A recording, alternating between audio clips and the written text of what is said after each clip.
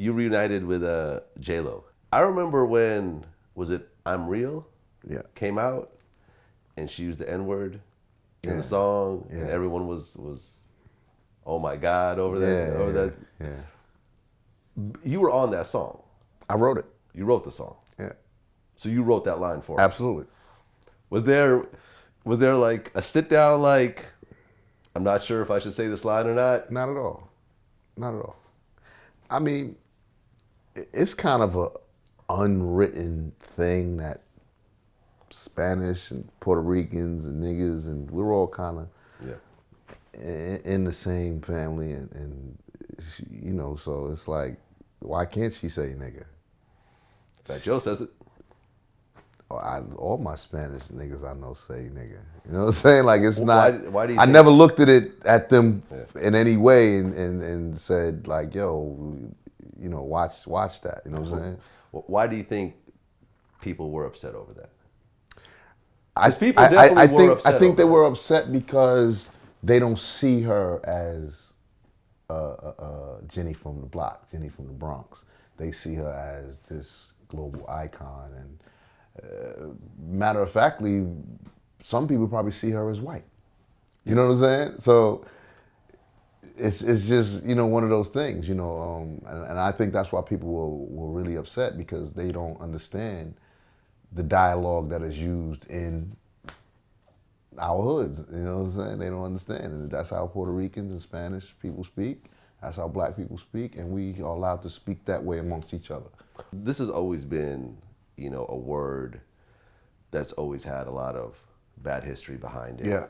And there's always the argument of like, well, you know, the rappers could say it, you know, why can't white people say it? You know, like this type of thing. I mean, it's not the rappers, it's black people. That's how we talk to each other. Like, you hear Jewish people use racial, you know, slurs to each other when they're talking and joking and stuff like that, and Italians do it.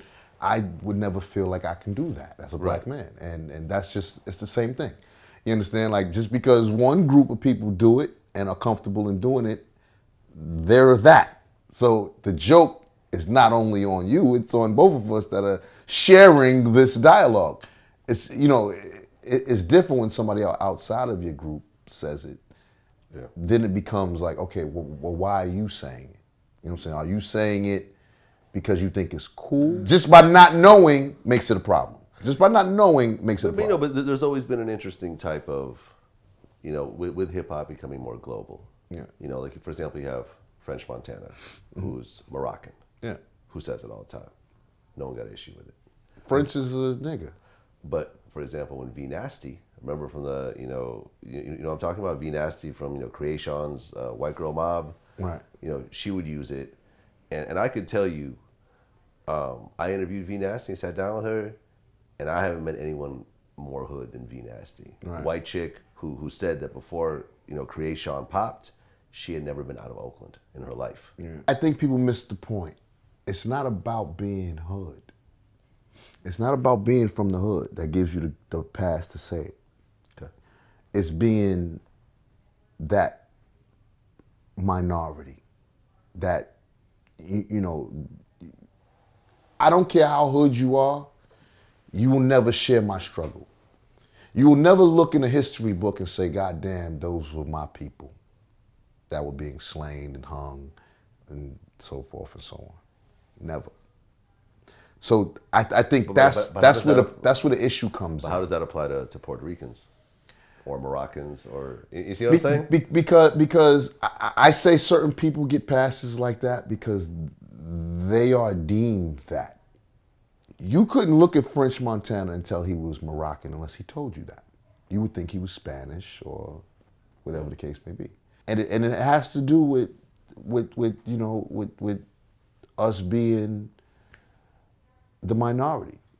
You know, and it's weird to kind of explain why some people get a pass, but Spanish and black and us as a group, I'm going to say those two minorities, we're kind of lumped in together. You know, when I went to prison, I went to 9 different jails. Wow. Okay. And trust me, in every prison I was in, was majority of black people and Spanish people, with a sprinkle of everything else. Some white, some Asian, here, there, whatever. But 85, 90% black, Spanish. Yeah. So we feel that. Even though, you understand? Even though the majority of the population is white in America. Right. And that, you know, that you know, you can look at it however you want to look at it, but I know for a fact from living on both sides of the fence, you know, that our neighborhoods are policed different than white neighborhoods. Yeah. Point blank period. The same, you could take a black kid with an ounce of weed, put it in his backpack, let him walk through the neighborhood. I guarantee you, within a week, he'll get arrested on a stop and search. You could take a white kid, put that same ounce of weed in his backpack, and let him run around all over Saddle River, all over the white neighborhoods. I guarantee you he won't never get arrested. That's deep. Even if he gets caught. Even if he gets caught. Even if police, by chance, decide to pull him over, I guarantee you that toss it out. Hey, listen, what are you doing with this? Go on home. I used to have a white dude that worked for me, sold drugs for me. And I loved this dude. I used to call him Snow. He was the best, you know what I'm saying? Because police didn't fuck with him. They didn't bother him. So one day, police come raid the block and shit. Grab him up. He's with us. He's the only white kid there. They pulled him into a little corner on the block and had like a real talk with him, like they was his father or some shit. Wow. Like, what are you doing around these guys? You don't need to be in this type of neighborhoods with these type of guys. You know, this is the shit they was telling them. And like, yo, you go home now. But us, they about to baton the shit out of us and lock us up and everything for weed smoke, all type of stupid shit. Wow. Him, lecture, you get on away from here. Get out of here. You don't be around here. So you don't get in this type of trouble. That's crazy. That showed me something. So then it was my second thing. I said, yo, racism is crazy. We were doing credit card scams. So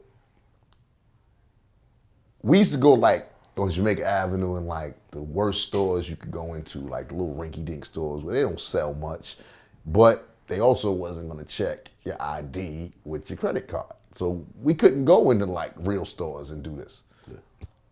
I got Snow one of these cards, one of these hit cards. Mm-hmm. Me and Snow was in the mall, in Wilson's Leathers, all type of shit. He's just swiping away. Nobody asked him for ID, nothing. Nobody questioned whether that money was his or not at all. And he's just a young white kid. He wasn't like, he didn't have, you know what I'm saying? He wasn't a CEO looking. He didn't have a suit on or nothing. He was just a young white kid. They figured his family must have money, period. That's it. Crazy.